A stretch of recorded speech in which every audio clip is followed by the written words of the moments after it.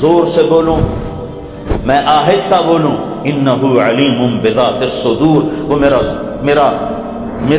میرے سر کو بھی سنیں، میرے جہر کو بھی سنیں، میری زور کی بھی سنیں، میری پست بھی سنیں، میرے دل کی دھڑکنوں سے اٹھنے والی آواز بھی سنیں، اور اس کے خزانوں کی حد نہ ہو، ملک کی حد نہ ہو، عزت کی حد نہ ہو، عروج کی حد نہ ہو، طاقت کی حد نہ ہو، کبریائی کی حد نہ ہو، جبروت کی حد نہ ہو، شہنشاہی کی حد نہ ہو، خزانوں کی حد نہ ہو، اور جو دیتے ہوئے خوش ہوتا ہو، نہ مانگو تو ناراض ہوتا ہو، مانگو تو راضی ہو، نہ مانگو تو ناراض ہو، سوال کرو تو خوش ہو، نہ کرو تو ناراض ہو۔ جتنے سوال کرنے والے اکٹھے ہو جائیں اتنا وہ خوش ہو، اور جتنے سوال کرنے والے گھٹتے جائیں اتنا وہ ناراض ہو۔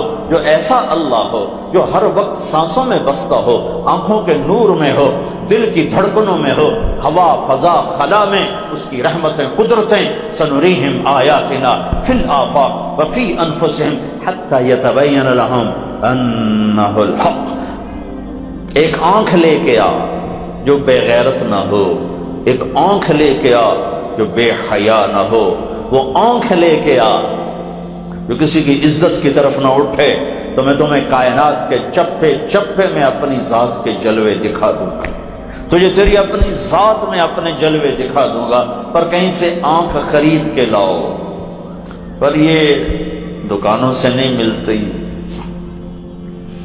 سنریہم آیاتنا فی الآفاق وفی انفسہم، آنکھ حیا والی ہو تو ذرہ ذرہ بتاتا ہے کہ اللہ ہے، کائنات کی ہر چیز بتاتی ہے کہ اللہ ہے۔ اس کائنات کا اکیلا شہنشاہ کون ہے؟ اللہ۔ کیسا ہے؟ لا الہ الا ہو، کوئی اس کے سوا معبود نہیں۔ پھر وہ کیا کہتا ہے؟ فلا تدعوا مع اللہ احدا، جب میں موجود ہوں تو مجھے کیوں نہیں پکارتے ہو؟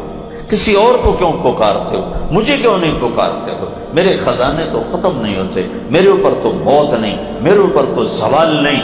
فلا تدعوا مع اللہ احدا، مجھے چھوڑ کر کسی کو مت پکارو، میں حاضر ہوں۔ تم ایک دفعہ کہتے ہو یا اللہ، وہ 70 دفعہ کہتا ہے لبیک یا عبد۔ تو میرے عزیزو، اللہ کو پہچانو کہ اس کائنات کا بنانے والا اللہ ہے، میرا بنانے والا اللہ ہے، اور مجھے کیا کرنا ہے؟ بس اسے راضی کرنا ہے۔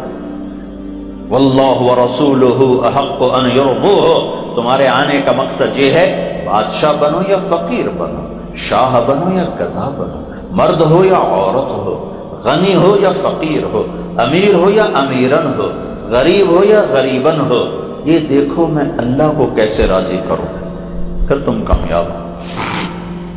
اللہ کی رضا کہاں ہے؟ وہ محمد الرسول اللہ صلی اللہ علیہ وسلم کے مبارک طریقے میں ہے۔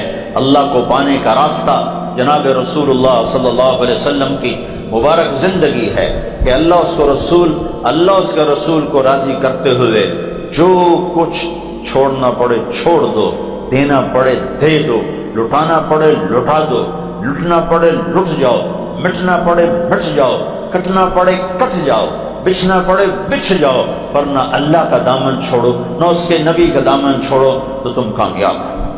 جس دن ایسا معاشرہ وجود میں آ گیا جنہوں نے اللہ اس کے رسول کو راضی کرنا آگے رکھا اور باقی چیزوں کو پیچھے رکھا، تو میرے رب کے نظام ہمارے حق میں چلنا شروع ہو جائے گا۔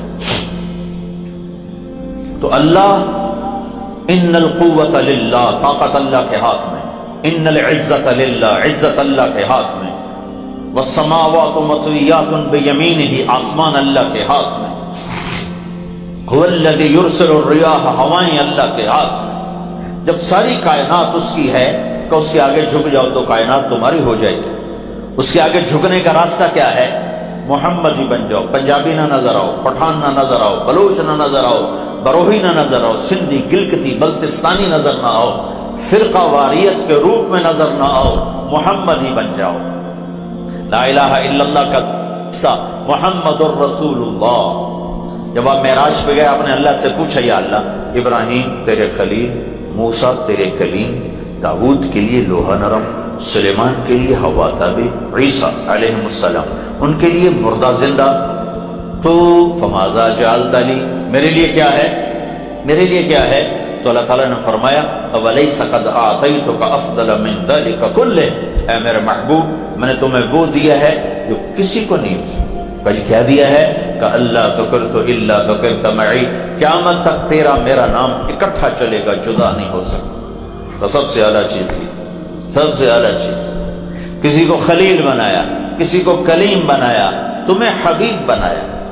ایک ہی جملے میں کلیم، حبیب، خلیل کا فرق نظر آ جاتا۔ موسیٰ علیہ السلام کو اللہ نے کلیم بنایا اور نے کہا رب اشرح لی صدری، اللہ میرا سینہ تو کھول، مانگا اللہ نے کھول دیا۔ اور اللہ تعالیٰ نے اپنے نبی کو مانگنے سے پہلے فرمایا الم نشرح لک صدرک، میں نے تیرا سینہ کھول دیا۔ موسیٰ علیہ السلام نے کہا ویسر لی امری، اللہ میرا کام آسان کر دے، اللہ نے اپنے نبی کو مانگنے سے پہلے فرمایا ووضعنا عنک وزرک الذی انقض ظہرک، میں نے تیرے کام کو آسان کر دیا۔ آیت کا مراد اور مفہوم ترجمہ نے۔ ابراہیم علیہ السلام خلیل ہیں، ان کا یا اللہ وجعل لی لسان صدق فی الآخرین، یا اللہ میرے بعد میرا نام بلند رہے، اونچا رہے۔ اللہ نے سب چیزیں قبول کی، لیکن اپنے نبی کو مانگنے سے پہلے فرمایا ورفعنا لک ذکرک، میں نے تیرے نام کو بلند کر دیا، اونچا کر دیا۔ موسیٰ علیہ السلام کو طور پہ بلایا، وہ دوڑ کے آئے تو اللہ تعالیٰ نے پوچھا ما اعجلک عن قومک یا موسیٰ، موسیٰ بھاگ کے کیوں آئے؟ میں نے تو نہیں کہا تھا بھاگ کے آؤ۔ کہ یا اللہ اجلت الیک رب لترضی، یا اللہ مالک بلائے اور نوکر بھاگ کے آئے تو مالک خوش ہوتا ہے، میں اس لیے دوڑ کے آیا کہ تو راضی ہو جائے۔ ساری مخلوق سے کہا مجھے راضی کرو، موسیٰ کہہ رہے ہیں تو راضی ہو جائے، اور جو رب ساری کائنات سے کہتا ہے مجھے راضی کرو، وہ رب کائنات اپنے حبیب سے کہتا ہے وَلَسَوْفَ يُعْتِيكَ رَبُّكَ فَتَرْضَىٰ، میرے محبوب تمہیں اتنا دوں گا کہ تو راضی ہو جائے، تو راضی ہو جائے۔ یہ آیت آپ کی شان میں سب سے بلند ہے۔ سارا قرآن میرے نبی کی شان بیان کرتا ہے، لیکن یہ آیت سب سے اعلی شان ہے وَلَسَوْفَ يُعْتِيكَ رَبُّكَ فَتَرْضَىٰ، کہ تمہیں وہ دوں گا کہ تو راضی ہو جائے۔ ساری کائنات سے کہتا مجھے راضی کرو، اور خود کہتا آپ کو میں نے راضی کرنا، میں نے آپ کو راضی کرنا۔ خود بنانے والا بنی ہوئی چیز سے پیار کر رہا ہے کہ تم میرا حبیب ہے۔ ایک ہوتا ہے خلیل، ایک ہوتا ہے کلیم، ایک ہوتا ہے حبیب۔ حبیب وہ اسے کہتے ہیں جس کی محبت کی انتہا کوئی نہ ہو، خلیل اسے کہتے ہیں جس کی محبت دل میں گڑ جائے، اور حبیب اسے کہتے ہیں جس کی محبت کی کوئی انتہا نہ ہو۔ تو اللہ میرے نبی، آپ کے نبی اللہ کے حبیب بھی ہیں، خلیل بھی ہیں، کلیم بھی ہیں۔ عرش پہ جا کر کلام کیا ہے تو کلیم بن گئے، اور حبیب کا پہلا درجہ خلیل ہے۔ پہلے آدمی خلیل بنتا ہے پھر حبیب بنتا ہے، تو آپ خلت کو پار کرتے کرتے حبیب تک پہنچے۔ پھر حبیب وہ ہے جس کی محبت کا کوئی کنارہ نہ ہو، نہ سرا پہلے نظر آئے نہ سرا بعد میں نظر آئے۔ ان کو خلیل بنایا، حبیب بنایا، کلیم بنایا، اور اعلان فرمایا فلا وربک لا یؤمنون حتی یحکموک فیما شجر بینہم، میرے نبی ان کو بتا دو مجھے تیرے رب کی قسم، تیرے پیچھے چلیں گے تو کامیاب ہیں، تیرے پیچھے نہ چلیں